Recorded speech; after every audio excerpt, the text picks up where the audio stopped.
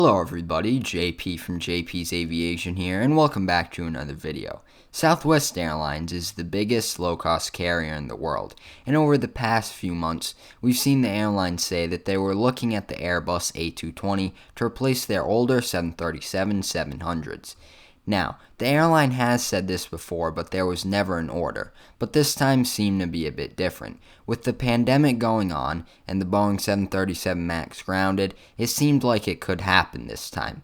And then Bloomberg broke the news that Southwest was in talks with Boeing to buy up to 30 MAXs that weren't going to be delivered to their original customers due to order cancellations. This was absolutely perfectly planned by the airline, and I'm sure that they'll get huge negotiation powers with Boeing if there is a deal for three main reasons.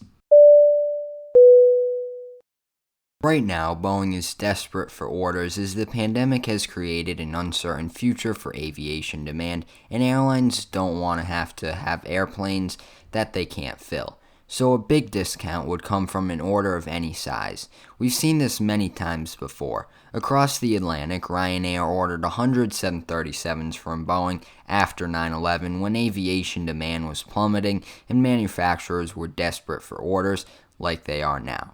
This meant airlines like Ryanair got huge discounts that they may never be able to get again when and if demand picked back up. Although it's a risk, it has big payoff potential if your competitors don't do the same. The second reason is the most obvious one. They're buying grounded planes that killed 346 people and have yet to be trusted by the public. However, there is a light at the end of the tunnel for the MAX. We know that the MAX will fly again, but that doesn't mean the airlines didn't cancel orders for 737 MAXs that were already built. Southwest and other airlines now can buy these planes up for very cheap, as Boeing doesn't have anything else to do with them, and the longer that these MAXs go sitting on the ground, the more and more devalued they will become because they could be damaged, and also Boeing will have to pay to keep them parked there. It's not free. On top of this, Boeing also has slots that are empty due to order cancellations, and if Boeing can't fill these slots, then they'll have to adjust delivery times with other airlines, which is usually quite hard. Now, here's a basic example. Airline A has 5 airplanes on order, and deliveries are for the first quarter of the year. And Airline B has 10 airplanes on order and deliveries are for the next 2 quarters. But then Airline A cancels these orders and the first quarter has no deliveries. The manufacturer can't just send the employees home for a quarter of the year until Airline B's planes are up. But if Airline B doesn't want to move their orders up, the manufacturer will have to sell these slots fast to make money and keep up with the schedule. Now, that's simplified, but imagine the airline that comes and saves the day is Southwest. They buy these slots instead of the ones at the end of the quarter because it'll be cheaper.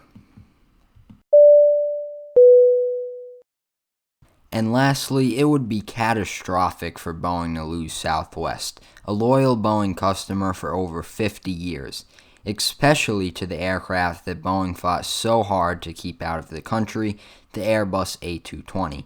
And also, an A220 order doesn't make any sense. Southwest already has the MAX 8 and the MAX 7 on order. But on the other hand, it would be a great boost to Airbus to take away an all-Boeing customer. The threat of an A220 order by Southwest seemed to be just that, a threat to get what they wanted from Boeing, cheap 737 MAXs to get ahead of the competition, like JetBlue, who doesn't have the same negotiating powers as Southwest does with Boeing.